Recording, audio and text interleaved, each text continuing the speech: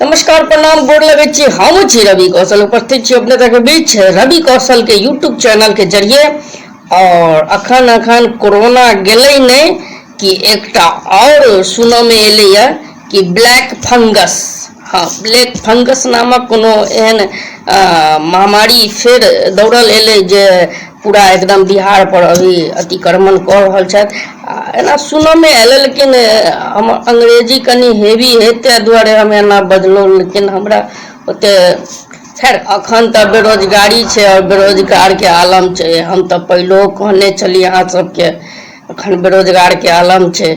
और अखन हम ई खोज रहल छियै जे एक समय जब हम पहले जे हम कंपटीशन के तैयारी करिए तो ओहि समय में पटना दानापुर एहि तरह के क्षेत्र में हमरा परीक्षा जे लगे तो हम जाइए। ओहि समय में हाथ में परीक्षा केंद्र के बाहर में दे या आसपास में बहुत एहन होए है जे हाथ में पैम्पलेट दिलक, और पर लिखल रहल घर बैठे आप 30,000 35,000 कमाए।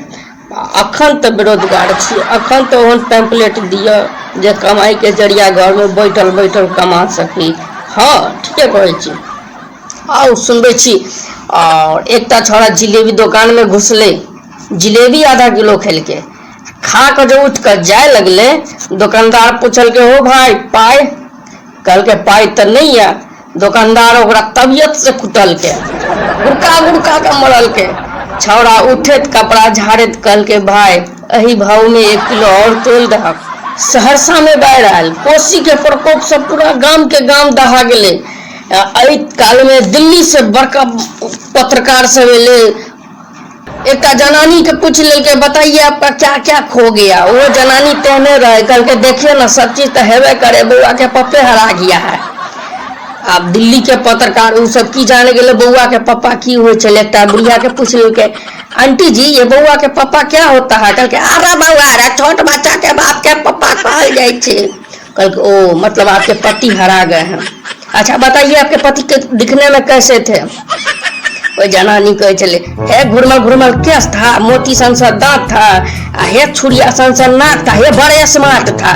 कल के वो पीछे से होकर साउस कर गे सौतीन गे सौतीन देखे मत एको रत्ती निक नहीं चलो है कैमरा वाला भैया वो झूठे बोझे है। एक घर वाला के मुंह में दांत था, नहीं चांदी पर केस था, नहीं नाक था, हे बेकार था, खट खट कारी खट खट था। पीछे से होकर तो कहेगी माता जी चुप रहथु न, ये सब कैमरा वाला है, निकाह खोज देते। ओना तो ई कोरोना बड़ा स्वाभिमान और आत्मसम्मान से भरल एक वायरस है। जब तक अहाँ बाहर नहीं जेबे तब तक ई अहाँ के घर में नहीं आयत। ताहि दुआरे अपना अपना घर में रही, सुरक्षित रही। लॉकडाउन खत्म भ गए के मतलब ई नहीं ना कि हम बाहर जेबे, ताहि दुआरे अपना घर में रही, सुरक्षित रही।